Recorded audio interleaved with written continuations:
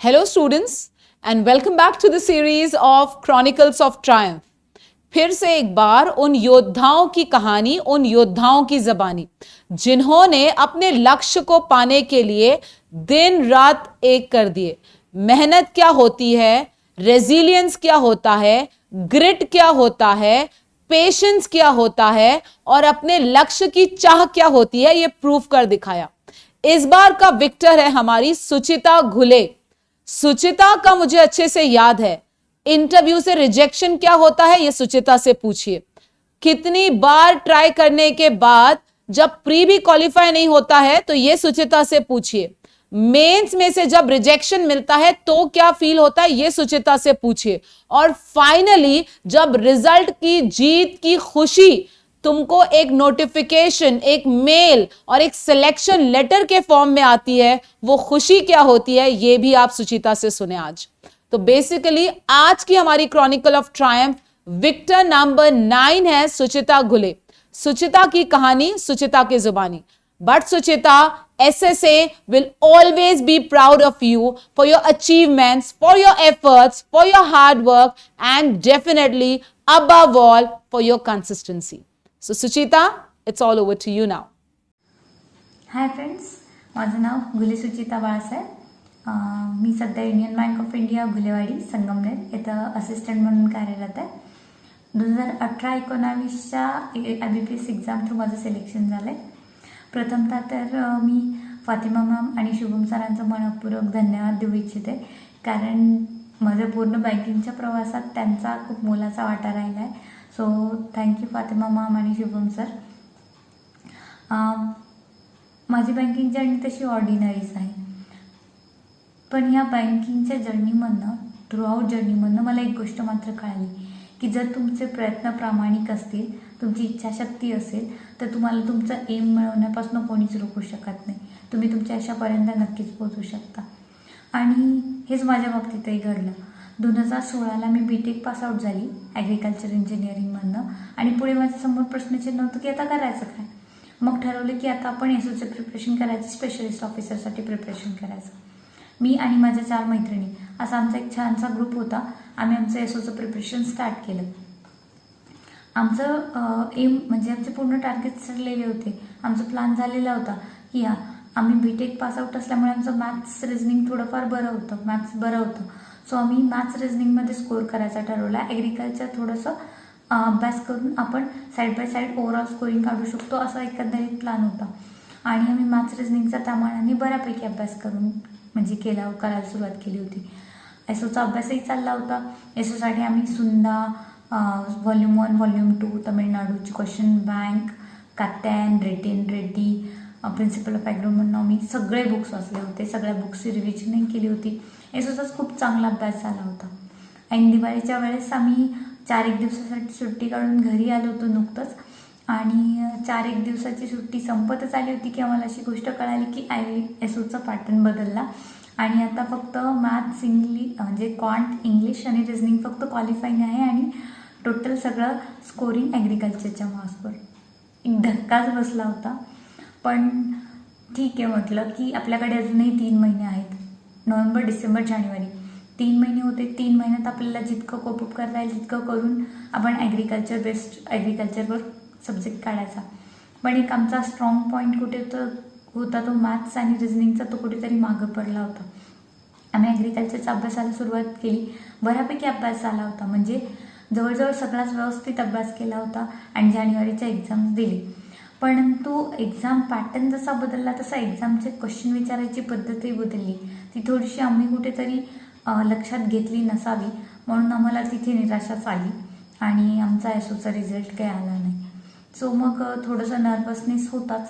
April महिना पूर्ण त्याच्यामध्येच गेला, कारण खूप डेडिकेशनने आम्ही अभ्यास केला होता SOचा आणि ती पोस्टिंग आम्हाला भेटली नव्हती. आता पुढे काय करायचं. मग ठरवलं की आता थोडंसं SOला साईडलाच ठेवूया आणि आता पूर्णपणे जनरल बँकिंगवर फोकस करूया, कारण त्यामागे एक उद्देश होता की SOची वर्षभरातनं एक ॲड पडते आणि जनरल बँकिंगचा जर अभ्यास केला तर निदान RRBs, IBPS किंवा SBI याच्यापैकी एखादी एक्झाम तर निघून जाईल, ह्या विचाराने आम्ही जनरल बँकिंगला सुरुवात केली. अगेन आमच्या 4 जणींचा ग्रुप पुन्हा अभ्यासाला सुरुवात. पण ह्यावेळेस गायडन्सची गरज होती, कारण जनरल बँकिंगला कॉम्पिटिशनही तितकीच असते. त्याच्यामुळे मग आम्ही शुभम सर अकॅडमी जॉईन केली. शुभम सरांचे रिव्ह्यूज खूप चांगले होते, सिनियर्सकडनं पण ऐकलेलं होतं. त्याच्यामुळे मग आम्ही प्रेफरन्स दिला आणि शुभम सरांकडे क्लासेस जॉईन केले. शुभम सरांकडे क्लासेस लावलेल्या दिवसापासूनच शुभम सरांची शिकवायची टेक्निक पण खूप सुपर होती. क्लासवर्क, होमवर्क द्यायचं आहे, क्लासमध्ये जे शिकवेल ते घरी जाऊन पण सॉल्व करावं लागायचं. मग त्याच्यामुळे आमची डबल प्रॅक्टिस व्हायची आणि ॲडिशनली त्याच्यामध्ये आम्ही अजूनही ॲग्रवालचे बुक्समधले क्वेश्चन्स सॉल्व करायचो. म्हणजे जो टॉपिक क्लासमध्ये होईल तोच टॉपिक रूमवर पण सॉल्व व्हायचा आणि ॲडिशनल त्याचे क्वेश्चन्स पण करायचे. मग ॲडिशनल जेव्हा आम्ही क्वेश्चन्स करायचो त्याच्यामध्ये जर आम्हाला काही अडलं तर आम्ही क्लास संपल्यानंतर दुसऱ्या दिवशी संध्याकाळी सरांना विचारायचो. त्याच्याने आमची प्रॅक्टिस पण होत गेली, नवीन नवीन क्वेश्चन्स पण आम्हाला कळत गेले आणि एक फिअर फॅक्टर जो होता तो निघून गेला. मॅथ्सबद्दल किंवा कॉन्टबद्दल, DI किंवा कुठलाही क्वेश्चन, वर्ड प्रॉब्लेमबद्दल जो फिअर फॅक्टर होता आमच्या मनामध्ये तो हळूहळू कमी होत गेला. आणि शुभम सरांचं एक म्हणणं होतं, जर तुम्ही त्या गोष्टीला घाबरलात तर ती गोष्ट तुम्हाला लवकर भेटत नाही. त्याच्यामुळे तुम्ही एखाद्या गोष्टीला घाबरू नका, डेअर करा ती गोष्ट करण्याची. आणि कॉन्टच्या बाबतीत आमच्या बाबतीत हेच झालं. आम्ही कमी टाईममध्ये मी जास्तीत जास्त प्रॉब्लेम सॉल्व करत होतो किंवा जास्तीत जास्त आउटपुट मिळू शकत होतो. हे झालं मॅथ्स आणि रिझनिंगचं. आम्हाला कुठलाही प्रॉब्लेम अडला तरी आम्ही शुभम सरांना येऊन विचारायचो. सर आम्हाला त्वरित जरी नाही आम्हाला सोल्युशन देता आलं तरी आम्हाला त्या दिवशीच्या संध्याकाळपर्यंत त्या प्रॉब्लेमचं सोल्युशन भेटून जायचं. हा झाला मॅथ्स रिझनिंगचा आहे. त्याच्यानंतर इंग्लिशसाठी आम्ही ब्लाइंडली फातिमा मॅमला फॉलो करत होतो, कारण फातिमा मॅम आमची क्लासमध्ये व्होकॅब घेत होता आणि फातिमा मॅमचं एक गोष्ट मला फार आवडायची, डेली न्यूज़पेपर रीड. बच्चों आपको न्यूज़पेपर रीड करना है. म्हणजे ही गोष्ट आम्ही गाठ बांधूनच ठेवलेली होती की दररोज न्यूजपेपर रीड करायचा. त्याच्यानंतर GST मॅमचा फेवरेट होता. मॅम दररोज GST बनवायला. पहिले तर आम्हाला खूप कंटाळा यायचा GST बनवायचा, परंतु नंतर त्या GSTमधनं जेव्हा आउटपुट भेटायला लागलं ना तेव्हा कळायला लागलं की ही गोष्ट किती इम्पॉर्टंट आहे. मग GST बनवायला सुरुवात केली. क्लासच्या 3 महिन्यांमध्ये म्हणजे एप्रिल, मे, जून, जुलैपर्यंत आमचं हे पूर्ण अशा प्रकारे शेड्यूल चाललं होतं. आणि त्याच्यामधनं मॅथ्स, रिझनिंग आणि इंग्लिशची इतकी चांगली प्रॅक्टिस झाली की त्याच्याबद्दल असा जो आधी थोडीशी भीती होती की नाही हा प्रॉब्लेम सुटेल का, हे याला किती टाईम लागेल, तो एक भीती कुठेतरी कमी झाली होती. इंग्लिशची जी भीती होती की नाही मला एरर्स सापडतात का, पॅराजंबल बसेल का, एवढा मोठा पॅराग्राफ कधी वाचायचा, GST बनून एक चांगली अंडरस्टँडिंग जमली होती. त्या वर्ड्सची ओळख झाली होती. एडिटोरियल डिफिकल्ट वाटत नव्हते. त्याच्यामुळे इंग्लिशचा फिअर फॅक्टर तर केव्हाच निघून गेला होता.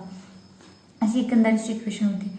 आमची पहिलीच एक्झाम होती RRB POची, जिची प्रिलिमिनरी एक्झाम आम्हाला द्यायची होती. जनरल बँकिंग थ्रू आम्ही SO नंतर तीच पहिली एक्झाम देत होतो.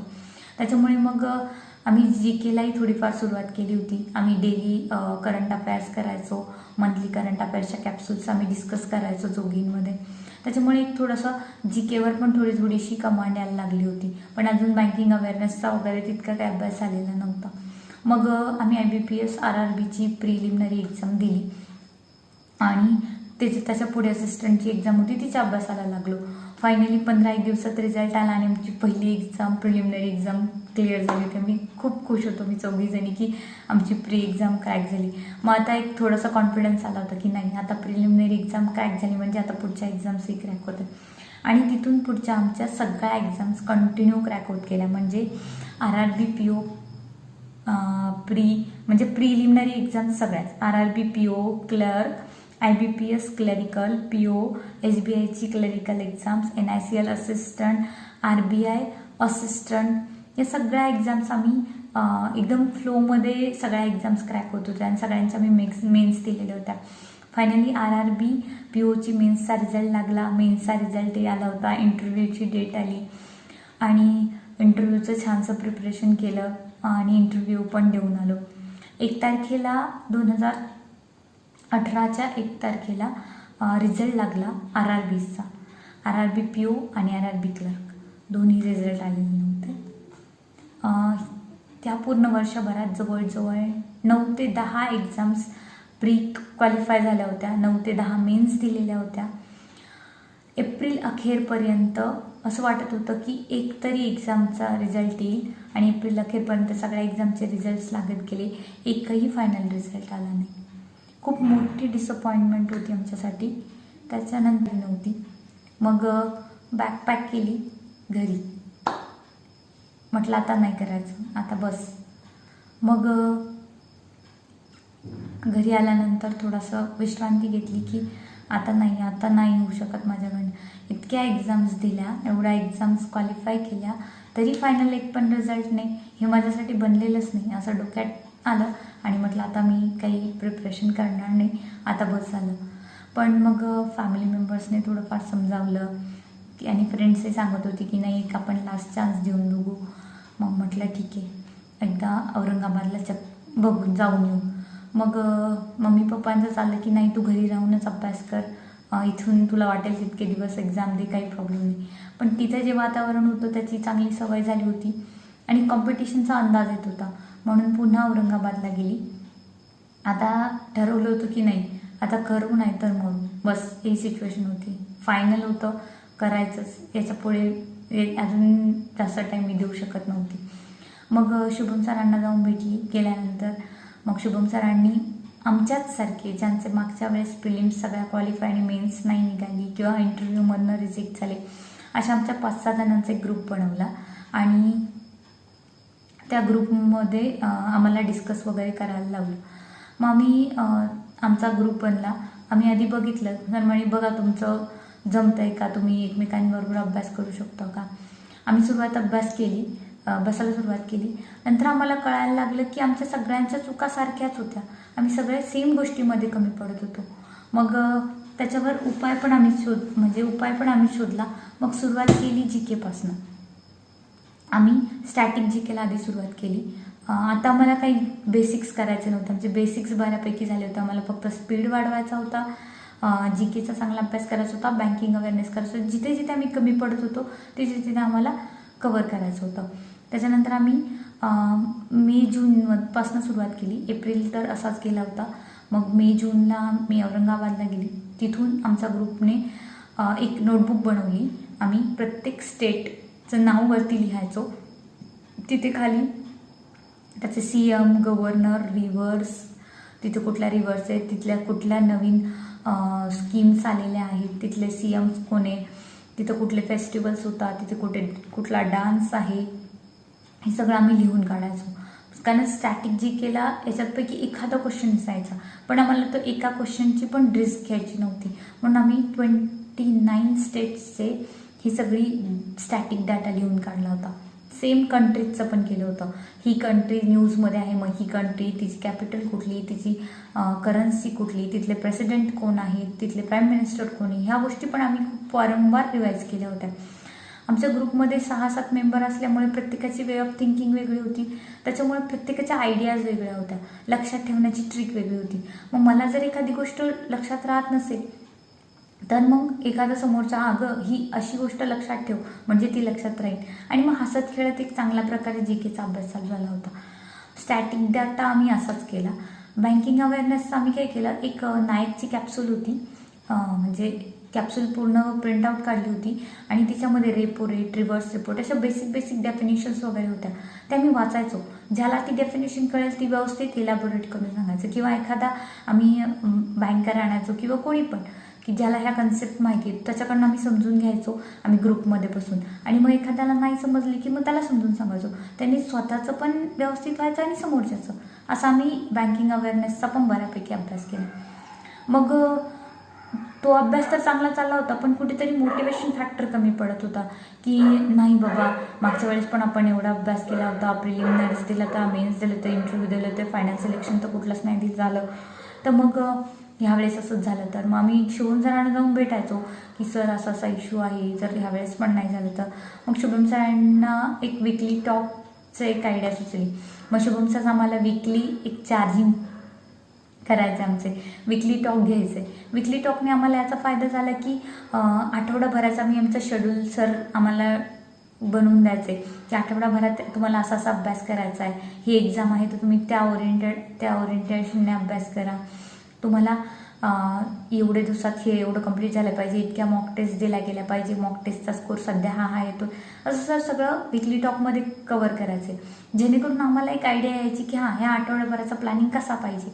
आणि एक जनरल आयडिया आल्यामुळे तितकं काही डिफिकल्टीज यायच्या नाही. आणि फातिमा मामा मला मोटिवेशनल डोस तर द्यायचाच वीकली, एक मोटिवेशनल व्हिडिओ आणि एक थोडंसं मोटिवेशन लेक्चर माम द्यायचा. त्याच्यामुळे एक मोटिवेशनची कमतरता मला कधीच तिथे पडली नाही. सरांचं म्हणणं होतं की तुम्ही द सिक्रेटला फॉलो करा. मी आजही द सिक्रेटला फॉलो करते आणि खरंच जसा आपण विचार करतो तशा गोष्टी आपल्या लाईफमध्ये घडत जातात. ही गोष्ट माझ्या लाईफमध्ये तितकीच खरी ठरली. सो वीकली टॉकचाही मला खरंच खूप फायदा झाला. त्याच्यानंतर शुभम सरांचं आम्हाला एक सांगणं होतं की तुम्ही तुमच्या ग्रुपमध्ये अभ्यास करताय, तुम्ही टेस्ट पण ग्रुपमध्ये द्या. मग आम्ही काय करायचो, RRBची एक्झाम असेल तर मग 8 दिवस आधी टेस्ट द्यायचं.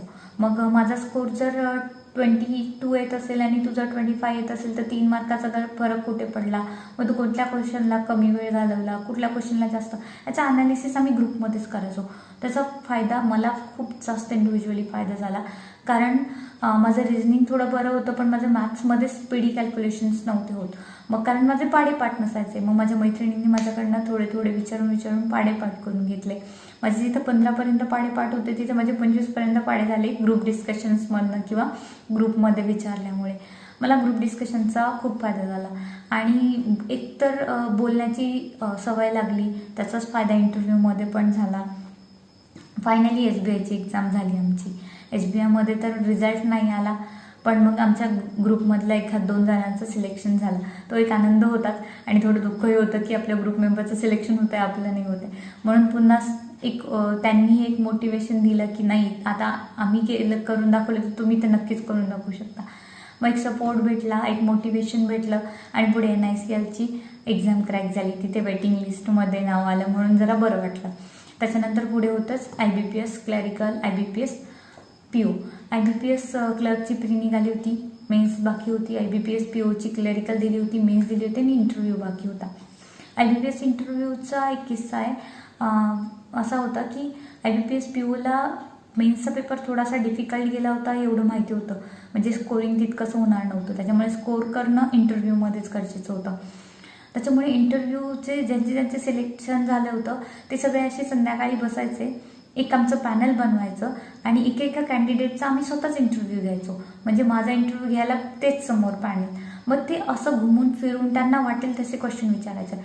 मग आम्ही एक पॉईंट कव्हर केला होता त्याच्यामुळे. आणि आमचे इंटरव्ह्यूज आम्ही रेकॉर्ड करायचो. त्याच्यामुळे एक फायदा असा झाला की आमचेच इंटरव्ह्यू आम्ही स्वतः ऐकल्यानंतर स्वतःची चूक स्वतःला लवकर कळते किंवा मग दुसऱ्याची चूक आपल्याला लवकर काढता येते, तर मग त्याला सांगता येतं की तू इथे चुकतोय. त्याने एक बोलण्याची पद्धत किंवा मग एक वागण्याची, आपले हातवारे करण्याची खूपशा गोष्टी आम्हाला त्याच्यातनं कळाल्या. त्याचा एक खूप चांगला फायदा झाला इंटरव्ह्यूला पण आणि खूप चांगले मार्क्सही भेटले. फायनली RRBचा रिझल्ट लागला होता 1 जानेवारीला.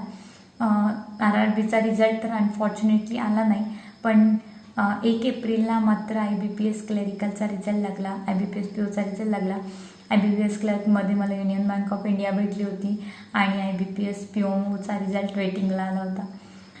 त्याबद्दल हे नव्हतं, पण 2 वर्षांच्या प्रयत्नानंतर कुठेतरी काहीतरी चांगलं म्हणजे कुठली तरी पोस्टिंग भेटली होती, त्याचा खरंच खूप आनंद होता. मी तशीच फातिमा मॅम शुभम सरांना सांगायला गेली की रिझल्ट आला म्हणून. मामही खूप खुश झाल्या होत्या. खरं तर ह्या सगळ्यांच्या मागे म्हणजे ह्या सगळ्या रिझल्ट्सच्या मागे फातिमा मॅम, शुभम सर यांचा तर हात आहेच, यांचा खूप मोठा हात आहे. पूर्ण SSA टीमचा, माझ्या फ्रेंड्सचा, माझ्या पूर्ण ग्रुपचा, मी, आशू, दिदी, लकी, नावीरा, राम, जो, प्री सगळ्यांनी खरंच खूप मदत केली आहे, खूप मोटिवेशन दिलं आहे. त्यांचाही खरंच खूप मोठा सपोर्ट होता. आणि फॅमिलीने जर सपोर्ट केला नसता तर आज कदाचित बँकिंगमधली पोस्टिंग हातात नसती. बट जे गोष्टी झाल्या त्या खरंच खूप थोडंसं स्ट्रगलही होतं, थोडंसं अप्स अँड डाऊन्स होते, पण जे हवं होतं ते मिळालं. एक सॅटिस्फॅक्शन भेटतं आज की हां काहीतरी झालं. तिथून जर रिटर्न आली असती डिसअपॉइंट होऊन पुढे जर केलंच नसतं तर कदाचित आज कुठेतरी नसती. सो थँक्यू सगळ्या SSA टीमचं खरंच मनापासून धन्यवाद. शुभम सर, फातिमा मॅमलाही जेवढं थँक्यू बोलेल तेवढं कमीच आहे. Family friends, thank you so much. असंच तुमचा सपोर्ट आमच्याबरोबर ठेवा. आणि जेही कोणी आता बँकिंगचं प्रिपरेशन करताय त्यांनाही एक सांगणं आहे की कधीच डिसअपॉइंट होऊ नका. प्रत्येकाचा एक टाईम झोन असतो, त्या टाईम झोनमध्ये त्या व्यक्तीला ती गोष्ट भेटतेच. भले आपला वेळ नंतर असेल पण नक्कीच काहीतरी बेस्ट असेल. सो म्हणतात ना की घर बनवण्यापेक्षा महल बनवायला जास्त वेळ लागतो. सो डिसअपॉइंट होऊ नका, आपले प्रामाणिक प्रयत्न करत राहा, यश नक्की भेटेल. So thank you so much. So Suchita की ये कहानी कितने और नए विक्टर्स SSA में पैदा करने वाली है, कितने और विक्टर्स को प्रोत्साहित करने वाली है, ये डिपेंड करेगा आपकी सोच पर. आप इस कहानी को कितना मोटिवेशनल पॉइंट ऑफ व्यू बनाकर यूज करते हो, कैसे अपने लक्ष्य के पीछे हाथ धोकर लग जाते हो, ये डिफाइन करेगा आपके एक्शंस के साथ students. So get ready to be the next victor of SSA. Thank you so much.